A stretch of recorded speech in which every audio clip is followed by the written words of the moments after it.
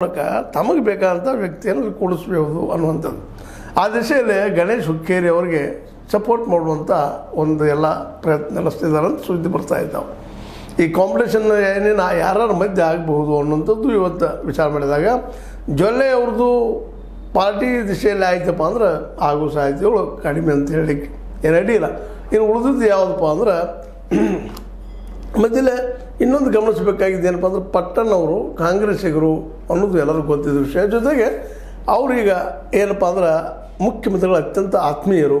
ಹೀಗಾಗಿ ಅವರು ಇಲ್ಲಿ ಈ ಒಂದು ಸಂದರ್ಭದಲ್ಲಿ ಡಿಸಿಷನ್ ಮೇಕಿಂಗ್ ಸಂದರ್ಭದಲ್ಲೇ ಒಂದು ಮಧ್ಯದಾಗೆ ಇವರು ಆಶ್ವಾಸನೆ ಕೊಟ್ಟಿದ್ದು ನಮ್ಮ ಜಾರಕಿಹೊಳಿ ಸಹೋದರರು ಲಿಂಗಾಯತರ ಅಧ್ಯಕ್ಷ ಮಾಡ್ತೀವಿ ಉಪಾಧ್ಯಕ್ಷರು ಮಾಡ್ತೀವಿ ಅಂತೇಳಿ.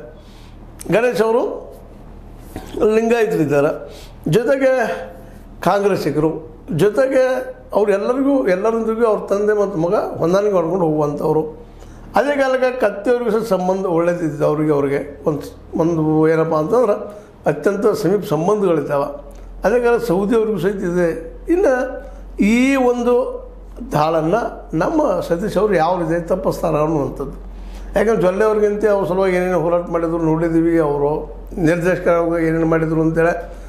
ಅಂಥ ಒಂದು ಸತೀಶ್ ಅವರು ಮತ್ತು ಬಾಲಚಂದ್ರ ಅವರು ಜೊಲ್ಲೆ ಅವ್ರನ್ನ ಬದುಕಿ ಸರಿಸ್ತಾರೆ ಅನ್ನೋದು ಕುತೂಹಲಕರವಾದ. ಇನ್ನು ಜೊಲ್ಲೆ ಅವ್ರ ಬದುಕಿ ಸರಿದ್ರೆ ಅಂದ್ರೆ ಕುರುಗುಡೆ ಅವ್ರು ಮಾಡ್ಬೋದು, ಮತ್ತೇನು ಮಾಡ್ಬೋದು, ಅವ್ರು ಚರ್ಚೆಗಳಿದ್ದಾವಿಲ್ಲ ಅಂತಲ್ಲ. ಬಟ್ ಕುರುಗುಡೆ ಅವರು ಮಾಡುವಲ್ಲೇ ಎಷ್ಟರ ಮಟ್ಟಿಗೆ ಕಾಂಗ್ರೆಸ್ಸಿಗರ ಎಲ್ಲರೂ ಒಂದಾಗ್ತಾರೋ ಗೊತ್ತಿಲ್ಲ.